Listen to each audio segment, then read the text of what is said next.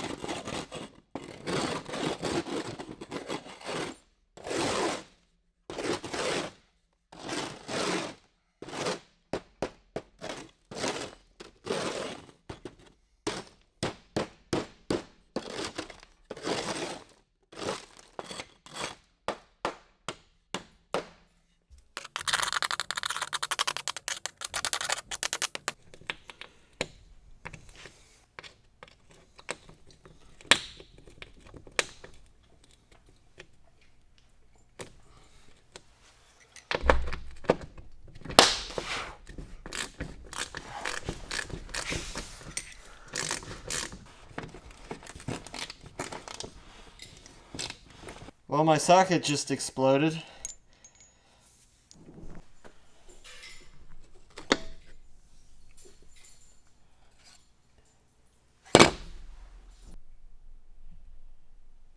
I took the slats out of the plasma table just because there was a lot of old metal stuck in the bed. So I kind of brushed all that together. I'm going to clean that out as best I can.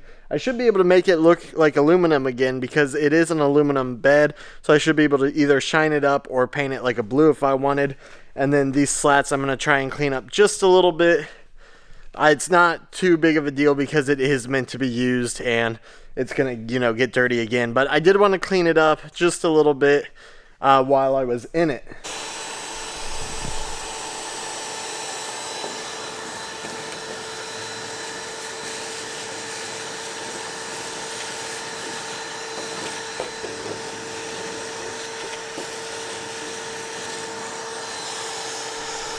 I've just been cleaning this plasma table.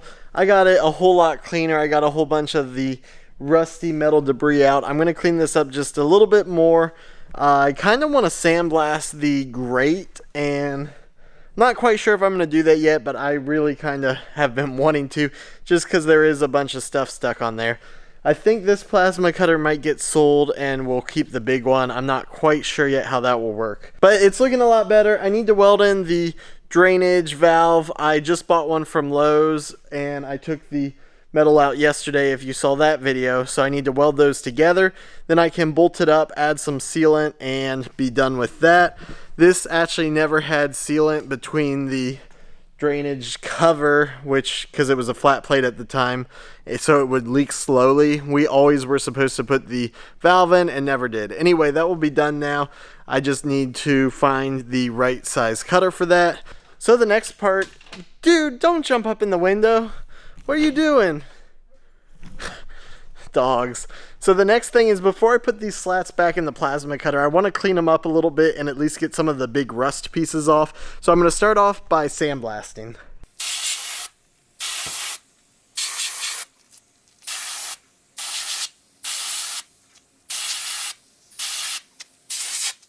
So sandblasting got rid of all the rust and metal that had been stuck to the bottom slats.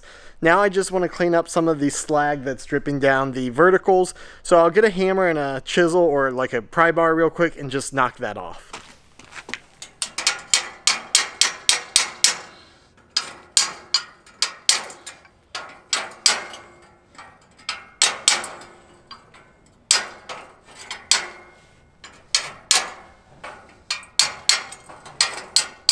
Well, it's obviously not new, but it's looking a whole lot better. And I still could paint it, but I think at this point, I'm just going to throw it back in the bed and start using it, because I'd rather have a working machine that's not super pretty than a super pretty machine that I'm going to be like, oh, I don't want to use it because it's too pretty. Anyway, I'm going to throw this bed back in the plasma cutter.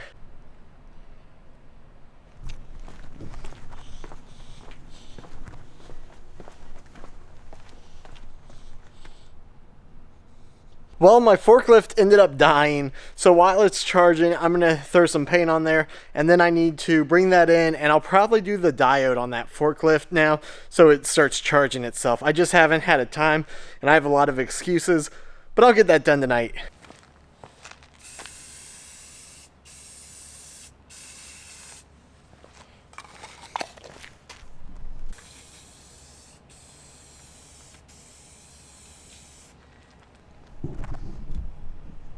So I got some paint on everything, but my main goal was just to get paint on the bottom, which holds the slats, because I can always change out the slats with new ones later. Like if we end up selling this, which we might, because the guy who made these said it would be a lot better to keep the bigger machine and sell the smaller one. So if anyone wanted a 4x4 plasma ready to go near Dayton, let me know. But anyway, I'm going to put this thing back together and start cutting some stuff.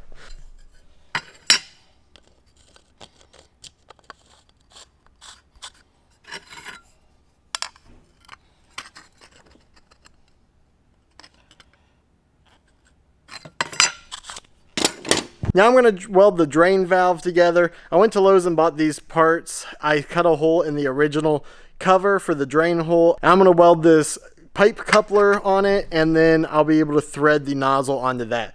So just a real quick weld job. It's got to be waterproof, but that's not too bad. And then I'll have to silicone it or some other gasket type caulk or gasket maker onto the table. I'll probably just use like a silicone because it's easy and I have it.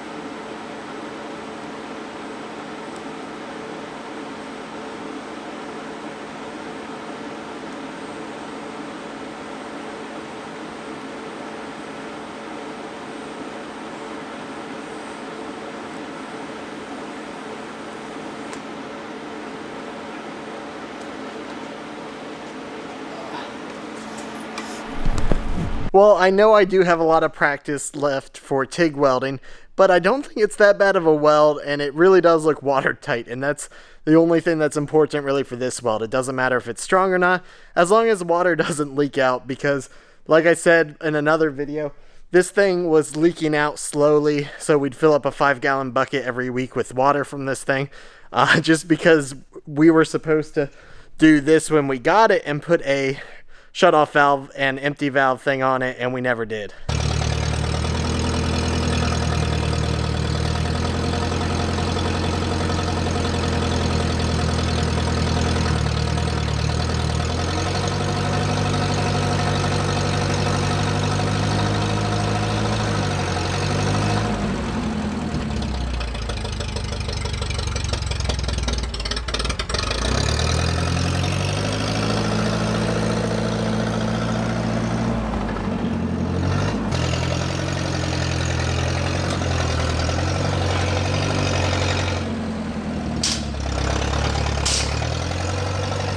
I threw some paint on that drain thing I just welded up, and in the meantime I've been doing the cam for that rack that I've been working on. I'm almost done with it, and I'll send it to my buddy in Columbus so he can run this new design and see if he likes it. It's kind of cool having all these odd jobs, because now I'm definitely getting busy, and I'm feeling a whole lot better now that I am keeping busy. Paint's dry, I got the new caulking gun, caulk's loaded up. Now I can put this plasma table back together, fill the water tray, and it should be good to go.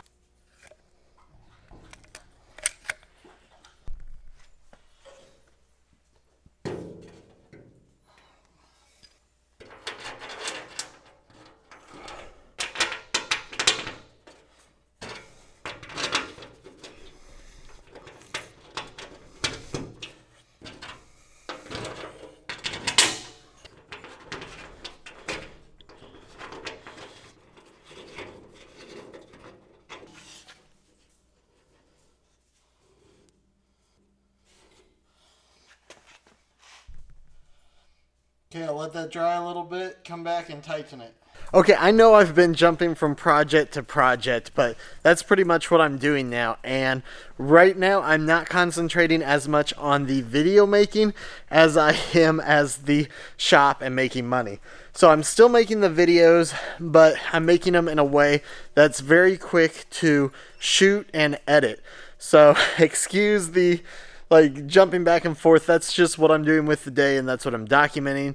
I probably could document less, but I don't know. This is what I'm doing now. Anyway, I just made this. It goes in line with the alternator exciter wire. Last time I tried to hook that up to the starter wire, it ended up having some back voltage and leaving the forklift trying to start and not stopping.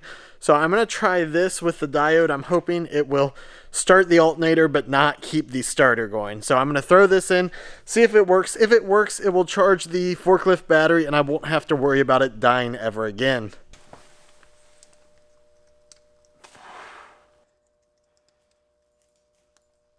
Okay, so let's see what happens.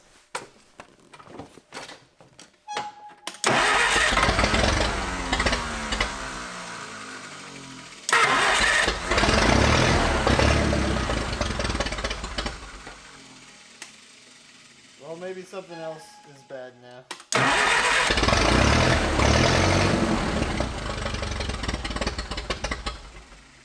Huh.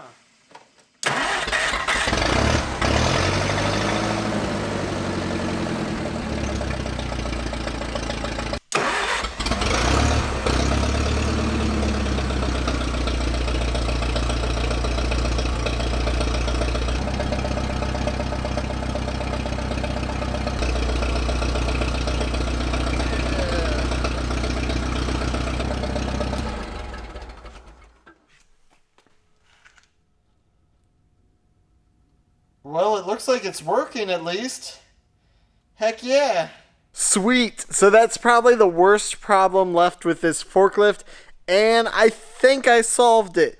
The battery stays around very high 12s when it's just sitting there. Once you start it, it goes to around 12 point, just high 12s, like 12.75 or so, and it slowly dies until the battery's unable to start the forklift anymore. However, with this diode on the exciter wire of the alternator is now working and it's keeping the voltage around like really high. It's actually really low 14s. It's like 14.3 or so, 14.5, somewhere in there. So that means that this wire is working and the forklift is now actually charging itself. Before, when I didn't have this diode in, once you tried to start it, the starter would not stop running, and that's why I had to add a diode. I did that in another video. I don't even know what video that is anymore. But that feels really good now because I've been charging this forklift every few times that I use it because it would just stop working. I'd charge it, the battery would be good, and it would be good for a couple uses until it died again. Now I think it's at the point where it's behaving like a normal forklift and charging it. I know I said that, but I'm just super happy that it's being a good forklift now. But that being said, it still is a tiny forklift. The forks are short. Those are easy to fix or change. But the lift is only to like here, which makes it not that great, especially now that I have this pallet racking in the back. So sooner than later, I want to sell this and get a bigger one. But I'm not going to do that right away. I'm going to get some other stuff going. If I run into a point where I really need a bigger one, I'll do it. It is very, very useful having a forklift around the shop, though. That is for sure amazing, and I never want to have a shop without a forklift again. Like even this grate, I could have taken all the slats out and moved it by hand. It's just so much more convenient to put it on this thing and not have to take it apart. It saves a lot of time and energy.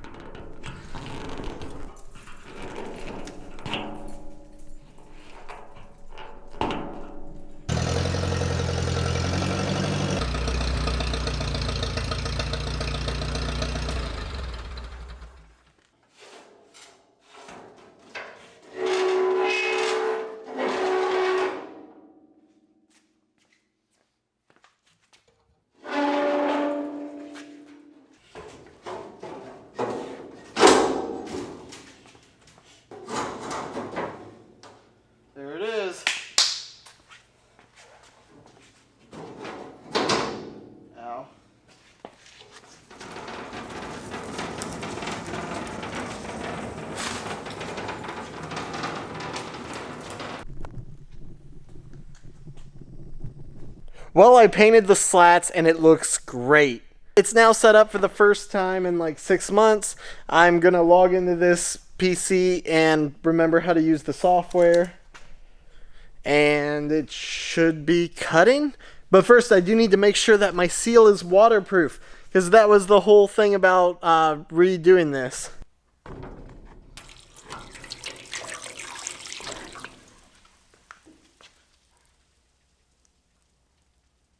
Well, it's more waterproof than the old one, and I don't see any drips, so I think that's good.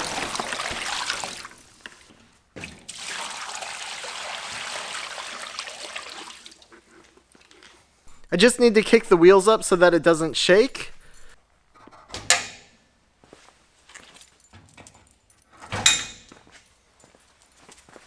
And now I can figure out the computer side of things.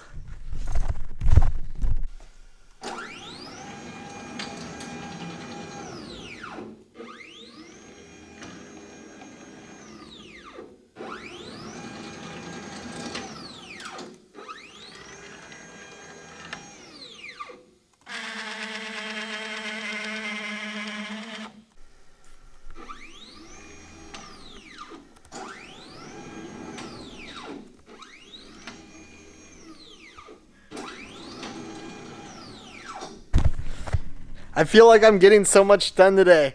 I got this thing where it's moving with the cutting software. I just need to load the SolidWorks file on a flash drive, bring it over here, use the CAM software on this, and then send it to the cutter. I should be able to cut my test piece. I don't think there's anything else that's not going to make it work. It looks like everything's beautiful, and it's time to cut apart.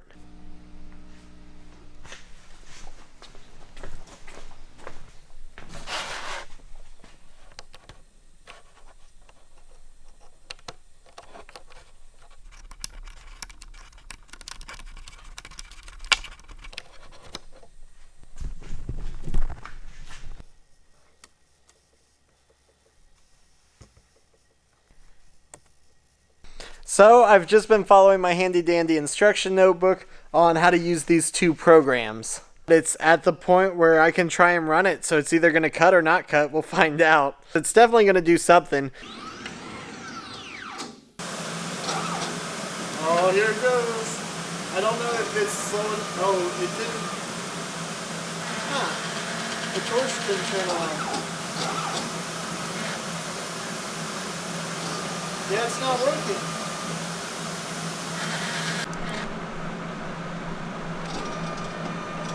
I tried as much as I could to get the torch working. I looked up the owner's manual. I don't see anything wrong with settings on the plasma cutter itself. I think there's probably something wrong with the cable. It either got like stepped or pulled or something, or even the circuit board when I took it up to Michigan for my buddy to fix it. My buddy's the one who actually owns this company. So I'm going to get a hold of him. I'm pretty sure he'll be able to fix it pretty quickly. It could be my user error. I don't know. He'll probably do something in the software to just make the torch go on its own. Tell me that I have something wrong, or if he finds out the software is not triggering it, he'll probably have to look at it to figure out if it's in the control box, if it's his circuit board or the cable or something. I don't know. Okay, I got the plasma cutter set up so that when my buddy's ready, he'll walk me through troubleshooting it.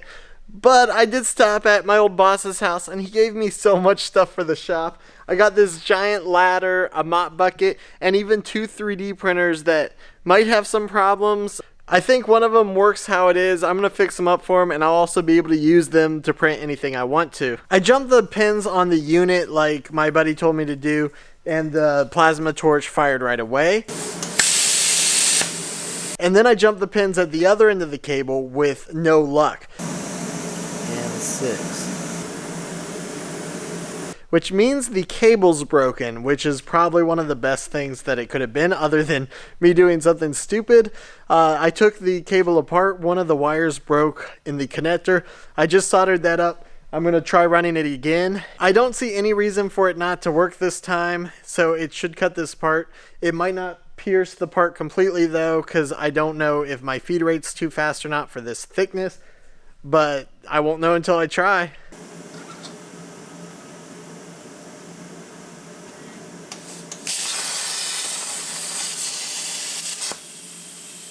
ended up being a little too quick, so I'll just slow it down and run it again.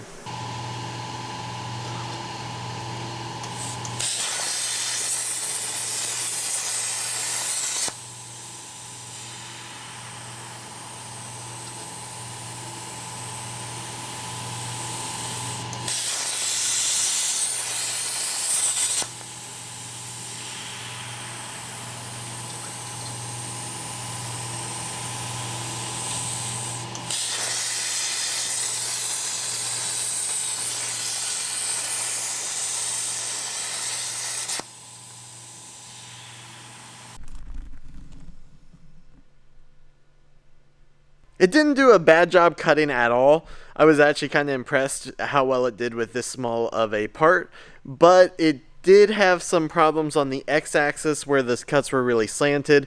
I ended up looking at the nozzle. My buddy said that was probably the case, and of course it was elongated. So this nozzle's kind of trashed because we had already used it a lot. So I ordered some replacement nozzles. They won't be here for a while.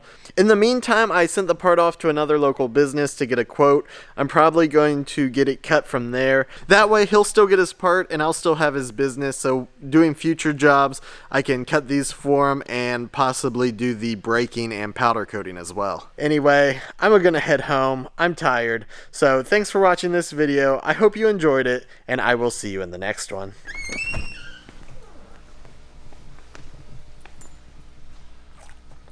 Hi, Sleepy. You want to go home? You got to think about it. You want to go home? Where's your legs? Where's your oh, there they are. Let's go home.